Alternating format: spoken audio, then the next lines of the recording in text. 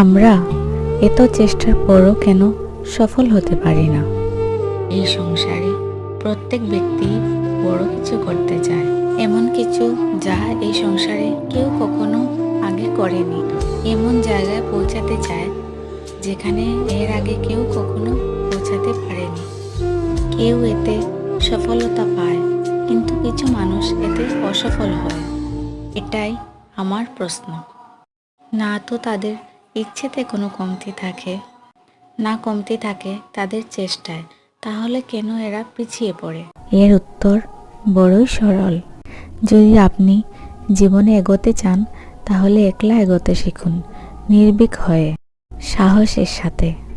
ধনাত্মক চিন্তা নিয়ে জীবনে এগিয়ে চলুন, একা এগিয়ে চলুন, আর দেখবেন সেই মান, সেই সম্মান আপনার জন্যই অপেক্ষা করে আছে। রাধা।